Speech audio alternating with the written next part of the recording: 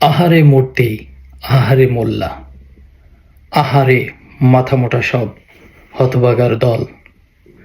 বর্তমানে এই মূর্তি, ভাস্কর্য এগুলো নিয়ে বেশ আলোচনা চলছে এবং পক্ষে বিপক্ষে আলোচনা সমালোচনা তুমুলে বলা যায়। কেন? কারণ যেই মোল্লা সমাজ এতকাল ভাস্কর্য মূর্তি এগুলো বানানো হারাম বলেছে, তারাই এখন এই ভাস্কর্যের পক্ষে কথা বলছে। ব্যাপারটা খুবই চিন্তার। আমরা যারা সাধারণ মানুষ, তারা এটা নিয়ে আসলে খুব চিন্তিত যে আসলে সত্য কোনটা। সত্য কি আসলে ভাস্কর্য হারাম, নাকি মোল্লা যেটা বলছে সেটা ঠিক? প্রকৃত সত্য স্বীকার করতেই হবে, সেটা যার পক্ষেই যাক, মোল্লার পক্ষে যাক, আর সাধারণের পক্ষে যাক, আর জ্ঞানী লোকের পক্ষে যাক। সত্যটা হচ্ছে, আমরা যাকে ভাস্কর্য বা মূর্তি ভাবি, তার মধ্যে অনেক অনেক বিষয় বোঝার আছে। প্রথমত, ভাস্কর্য আর মূর্তি আমাদের প্রচলিত চিন্তা চেতনার জগতে এক নয়। কেননা মূর্তি বানানো হয় সাধারণত সনাতন ধর্মীরা পূজা করার জন্য।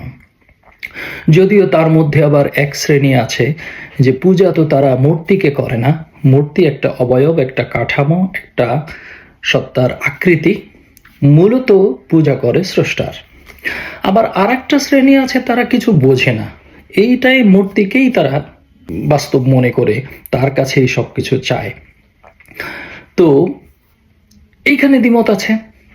কিন্তু প্রকৃতপক্ষে মূর্তি হচ্ছে সেই যার পূজা করা হয়। আর পূজা, এটা হিন্দুরা ব্যবহার করে বলে আমরা মনে করি পূজা আর ইবাদত এক নয়। আদতে এটা একই অর্থ, কিন্তু শব্দ ভিন্ন। পূজা অর্থ হচ্ছে আমি যার উপর আত্মসমর্পণ করি, যার আনুগত্য মেনে চলি, যার কাছে চাই, যার কাছে আমার সকল সর্বস্ব বিসর্জন দিয়ে আমি তার কাছে সাহায্য চাই। অর্থাৎ কোনো অবয়বকে আপনি সামনে দাঁড় করিয়ে যদি তার আরাধনা করেন, তার কাছে আত্মসমর্পণ করেন বা তার কাছে চান, তখন সেটা হয় পূজা। আর এই পূজাকে কেন্দ্র করেই বিভিন্ন কাঠামো দাঁড় করানো হয়। আর ভাস্কর্য হচ্ছে একটা সাক্ষী, একটা ইতিহাস, একটা গল্প, একটা চেতনা এবং পুরো একটা রাষ্ট্রীয় সংস্কৃতির অবকাঠামো, সেটা হচ্ছে ভাস্কর্য। এটা নিয়ে অনেকেই অনেক তর্ক বিতর্ক করতে পারেন। আমি সেগুলোতে না যেয়ে আমি মূল প্রসঙ্গে আসি। মূল প্রসঙ্গটা হচ্ছে, এই ভাস্কর্য যদি আমরা তৈরি করি, সেটা একটা পাখি হোক, একটা মানুষ হোক, একটা ঘর হোক, একটা স্তম্ভ হোক, কেন করি? সেটার ইবাদত করার জন্য, সেটার কাছে আনুগত্য প্রকাশ করার জন্য, বা তার কাছে আত্মসমর্পণ করার জন্য? তা তো নয়। তাহলে আমরা কেন তর্ক করছি? আর দ্বিতীয়ত, এই ভাস্কর্যে যে সৌন্দর্য, যে গল্প, সেই গল্পটা আমাকে মনে করিয়ে দেয়। যেমন আপনি যদি আপনার ঘরে আপনার বাবা বা আপনার মায়ের ছবি রাখেন, সেই ছবির দিকে তাকালে আপনাকে অনেক কিছু মনে করিয়ে দেয়। আপনি যখন বাংলাদেশের অপরাজেয় বাংলা বা স্বোপার্জিত স্বাধীনতা বা রাজু ভাস্কর্য এগুলো দেখেন, তখন তার পেছনের গল্পটা আপনার মনে পড়ে। যদিও বর্তমান সমাজের আমাদের এই তথাকথিত একটা শ্রেণী, এরা তো এই গল্পকেই স্বীকার করে না। বাংলাদেশের মুক্তিযুদ্ধ, স্বাধীনতা, সার্বভৌমত্ব এগুলো এরা স্বীকার করে না। এরা চায় বাংলাদেশ পাকিস্তান হয়ে যাক কিংবা আফগানিস্তান হয়ে যাক। যাই হোক, সেটা ভিন্ন তর্ক। তো এই ভাস্কর্য আপনার চেতনার জগতে ভিন্ন একটা গল্প দাঁড় করিয়েছে এবং ভিন্ন একটা চেতনা আপনাকে চিন্তা করতে শিখিয়েছে। কিন্তু তার জন্য আপনি কিন্তু তারও আরাধনা করছেন না, আপনি আরাধনা করেন স্রষ্টার। এবার আসি আধ্যাত্মিকতায়। আসলে মূর্তি কি যার পূজা করা হয়? আমরা কার পূজা করি? আমরা কি স্রষ্টার পূজা করি, নাকি ক্ষমতার পূজা করি? আমরা কি স্রষ্টার পূজা করি, নাকি অর্থের পূজা করি? মোল্লা আপনাকে শেখাচ্ছে কোন দোয়া পড়লে ধনী হওয়া যায়, তাহলে এই ধনী হওয়াটা আপনার মগজের মধ্যে যদি সারাক্ষণ থাকে, আপনি তো পূজা করছেন ধনী হওয়ার, আপনি তো পূজা করছেন অর্থের। আপনার মগজের মধ্যে এই অর্থের মূর্তি দাঁড়িয়ে আছে। ইট কাঠ পাথর মাটির মূর্তি থাকলেই বাকি, না থাকলেই বাকি, আপনার তাতে কি আসে যায়? কিন্তু আপনার ভেতরে সারাক্ষণ যে লোভের মূর্তি, সারাক্ষণ যে অর্থের মূর্তি, সারাক্ষণ যে অহংকারের মূর্তি দাঁড়িয়ে আছে, সেটাকে কে ভাঙবে? আমার ভেতরের মূর্তি অন্য কেউ ভাঙতে পারে? ইসলামে তো জোর জবরদস্তি নিষেধ। তাহলে আপনি যদি জোর করে চাপিয়ে দেন যে না, তোমার মূর্তি রাখা যাবে না, ভাঙতেই হবে, তাহলে আমার ভেতরের মূর্তি কে ভাঙবে? সে তো দেখেই না। তাহলে আমরা প্রত্যেকেই প্রতিদিন যেই মূর্তিগুলো যাপন করছি আমাদের অন্তরে, সেই মূর্তিগুলোকে বিনাশ করুন। কোনো ইট কাঠ পাথরের মূর্তি নয়। ইট কাঠ পাথরের মূর্তি, ইট কাঠ পাথরের ভাস্কর্য এক একটা সাক্ষী, এক একটা ইতিহাস, এক একটা গল্প, এক একটা মহাকাব্য। সেগুলো ভেঙে আপনার কোনো লাভ নাই। কিন্তু আপনি যদি আপনার ভেতরের অহংকারের মূর্তি ভাঙতে পারেন, আপনি যদি আপনার ভেতরের লোভের মূর্তি ভাঙতে পারেন, আপনি যদি আপনার ভেতরের কামনার মূর্তি ভাঙতে পারেন, তবেই হবে মূর্তিকে ধ্বংস করে স্রষ্টার পথে আসার। এবার আসুন, আল্লাহ কি বলেছেন? আল্লাহ বলেছেন তোমরা মূর্তি পূজা করো না, আমার সাথে অন্য কাউকে অংশীদার করো না। তো সেই অর্থে কোনো মূর্তি আল্লাহর অংশীদার নয় বা আল্লাহর সমকক্ষ নয়। যদি তা কেউ করে ভাবে, তাহলে সেটা সে ভুল করছে, কিন্তু তার জন্য আবার ভাঙচুর নয়। তাকে সত্যের আহ্বান করতে হবে, সত্য বুঝাতে হবে যে এটা সত্য আর এটা মিথ্যা, বা এটা এইভাবে সত্য। কিন্তু আমরা সেটা না করে আমরা জোর জবরদস্তি করছি, ভাঙচুর করছি, এটা হালাল না হারাম সেই ফতোয়া দিচ্ছি, কাউকে কাফের ফতোয়া দিচ্ছি। এটা আসলে পথ নয়। তো আল্লাহ পবিত্র কোরআনুল মাজিদের কোথাও এই ভাস্কর্য করা যাবে না বা নিষেধ এরকমটি বলেন নেই।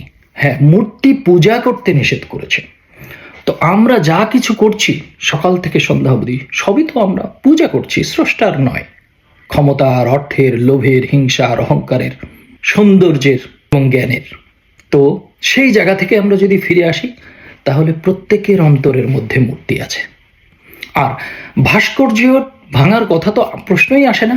বরং স্রষ্টা বলেছেন 34 নম্বর সূরার, আমি যদি ভুল না করি, সেখানে সুলাইমান আলাইহিস সালামের প্রসঙ্গে বলছিলেন যে তারা তোমার জন্য ভাস্কর্য এবং বিভিন্ন পানপাত্র এই জাতীয় বড় বড় স্থাপনা নির্মাণ করে। তামাসিল শব্দটা ব্যবহার করা হয়েছে। তামাসিল অর্থ হচ্ছে কোনো ভাস্কর্য বা কোনো স্মৃতিস্তম্ভ বা কোনো প্রতিকৃতি এই জাতীয়। তো তারা তোমার জন্য এগুলো নির্মাণ করে। তো এইখানে কিন্তু আল্লাহ বলেন নাই যে তারা এটি বানাচ্ছে তুমি নিষেধ করো, বা এটা ঠিক নয়, এটা যেন না করে, সেটা না বলে বলছেন তারা তোমার জন্য এটি নির্মাণ করে, স্থাপনের মধ্য দিয়ে তারা যেন কৃতজ্ঞ থাকে। এরকম একটি কথা ওখানে আছে, আমি স্ক্রিনশটে দিয়ে দেব, দেখে নেবেন। তো এই ভাস্কর্য নিয়ে আমরা মারামারি করছি। আসলে তো ভাস্কর্য আর মূর্তি এক নয়। আবার ইটকাট পাথরের মূর্তি আর নিজের ভেতরের অহংকারের মূর্তি, কামনার মূর্তি, বাসনার মূর্তি, লোভের মূর্তি এক নয়। এটা একটা ভাবার বিষয়। আরেকটা বিষয় হচ্ছে যে আমরা বলে থাকি যে আলেম সমাজ এটা করছেন, আলেম সমাজ ওটা বলছেন, তারা কি ভুল? যেমন আমি একটা পোস্ট দিয়েছিলাম মোল্লার সাথে সাক্ষাৎকার, সেখানে প্রশ্ন করা হয়েছিল যে আপনারা এই যে শিশু ধর্ষণ, বলাৎকার এগুলো করছেন, এইগুলো প্রসঙ্গে। তো আমি দেখলাম এখানে একজন মন্তব্য করেছেন যে আলেম এবং ইসলামের বিরুদ্ধে কথা বলা ঠিক না। তো দেখুন, ধর্ষণ এবং বলাৎকারের বিরুদ্ধে কথা বলাতে তিনি মন্তব্য করছেন আলেম এবং ইসলামের বিরুদ্ধে। তার মানে কি আলেম এবং ইসলামের সমর্থক এই ধর্ষণ বলাৎকার? উনি কি বোঝাতে চান? যে যেখানে যৌন হয়রানি এবং যৌন অত্যাচারের বিরুদ্ধে কথা বলা হচ্ছে, তখন বলছে আপনি আলেমের বিরুদ্ধে কথা বলছেন। আশ্চর্য। কিংবা কেউ একজন মন্তব্য করেছেন যে আপনি সারাক্ষণ মোল্লাদের বিরুদ্ধে কথা বলেন। তো চিন্তা করুন আমাদের চিন্তাটা কোথায়। এখানে আমি পরিষ্কার করে বলতে চাই যে যিনি আলেম তিনি মোল্লা নন, আর যিনি মোল্লা তিনি কখনো আলেম নন। আমরা আমাদের সমাজে প্রচলিত যেই দাড়ি টুপি জুব্বা পরা এবং মাদ্রাসার থেকে ডিগ্রি নেওয়া ব্যক্তিদেরকে আলেম ভাবি, এরা কি আদৌ কেউ আলেম? এরা আদৌ মুসলিম কিনা সেটা নিয়েই আমার সন্দেহ আছে। কারণ মুসলিম যে, সে হয় আত্মসমর্পণকারী, আর যে আত্মসমর্পণ করে তার রাগ থাকবে না, তার অহংকার থাকবে না, তার জোর জবরদস্তি থাকবে না, তার মুখে কটু কথা থাকবে না, অন্যকে গালি দেওয়া, অহংকার করা, ভৎসনা করা, অন্যকে কাফের ফতোয়া দেওয়া, এগুলো মুসলিমের মুখে থাকবে না। এবং সর্বাবস্থায় আত্মসমর্পণকারী। কার কাছে? স্রষ্টার কাছে। যে স্রষ্টার কাছে আত্মসমর্পণ করে সে কি ধনী হওয়ার দোয়া পড়তে পারে? যে স্রষ্টার কাছে আত্মসমর্পণ করে সে কি জান্নাতে যাবার দোয়া পড়তে পারে? জান্নাতে যাবার দোয়া পড়তে হবে কেন আপনার, আপনি যদি স্রষ্টার কাছেই আত্মসমর্পণ করেন? ধনী হবার দোয়া করতে হবে কেন আপনার, যদি আপনি স্রষ্টার কাছেই আত্মসমর্পণ করেন? আপনি অন্যকে গালি দেন, মিথ্যা কথা বলেন, অপবাদ দেন কিভাবে, যদি আপনি আত্মসমর্পণ করেন? অন্যের সাথে অধ্যত্ত আচরণ কিভাবে করেন, যদি আপনি আত্মসমর্পণ করেন, নিজেকে মুসলিম দাবি করেন? সুতরাং মুসলিম আর মোল্লা আর আমাদের সমাজের তথাকথিত আলেম এক নয়। আলেম হওয়া অনেক কঠিন ব্যাপার। আরবি জানলে আলেম হয় না, মাদ্রাসায় পড়লেই আলেম হয় না। আবার মাদ্রাসায় না পড়ে অনেক অনেক আলেম আছেন যাদেরকে আপনারা গোনায় ধরেন না, মানুষই মনে করেন না। কেননা তারা টুপি পরে না, পাঞ্জাবি পরে না, মসজিদে যেয়ে ডুপুর ডুপুর সেজদা দেয় না, পরের বাড়ি খেয়ে বেড়ায় না, দাড়ি টুপি এগুলো নাই, কিংবা হয়তো গোপ দাড়ি অনেক বড়, কিংবা শরীর অতটা পরিষ্কার নয়, অর্থাৎ তার বাহ্যিকতা নিয়ে কোনো আড়ম্বরতা নেই, কোনো বাহুল্যতা নাই। সেরকম অনেক আলেম আছেন। আলেম হচ্ছে ভেতরের জ্ঞানের ব্যাপার, প্রজ্ঞার ব্যাপার। যার প্রজ্ঞা নাই সে যত বিদ্যাই মুখস্থ করুক, সে আলেম নয়।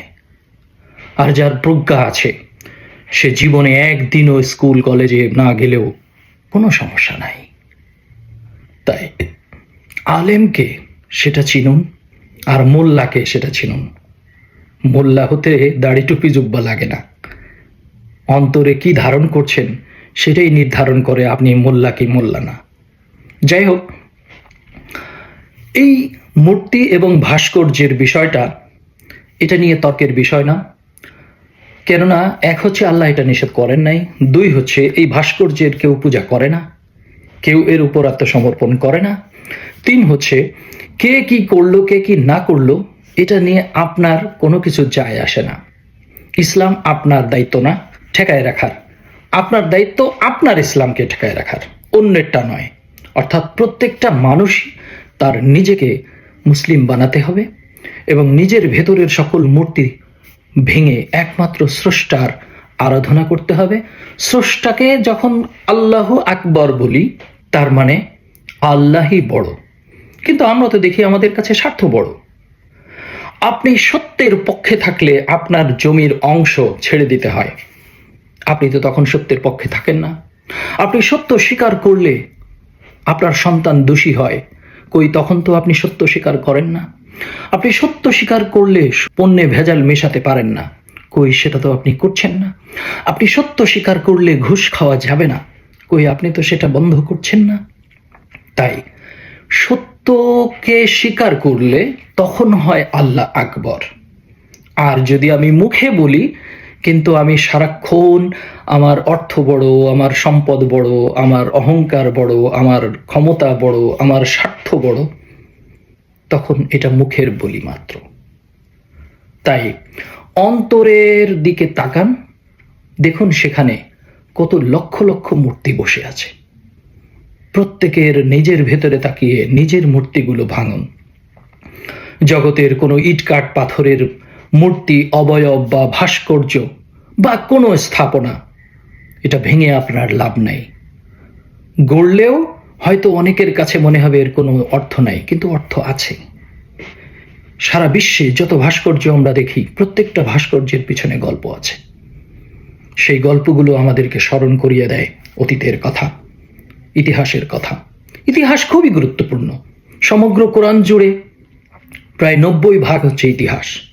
আল্লাহ বর্ণনা করছেন সেই আদম আলাইহিস সালামের জন্ম থেকে শুরু করে সকল নবী রসুলের ঘটনা, অধিকাংশ কওমবাসীদের ঘটনা আল্লাহ এখানে বর্ণনা করেছেন এবং বারংবার বলছেন, তোমরা কি দেখো না? তোমরা কি এর থেকে শিক্ষা নেবে না? তোমরা কি ভেবে দেখবে না? তোমরা কি চিন্তা করবে না? সুতরাং ইতিহাস খুবই গুরুত্বপূর্ণ। সেই ইতিহাসকে মুছে ফেলার জন্য আপনারা ভাস্কর্যের পিছনে না লেগে নিজের অন্তরের মূর্তি ভাঙুন। ধন্যবাদ।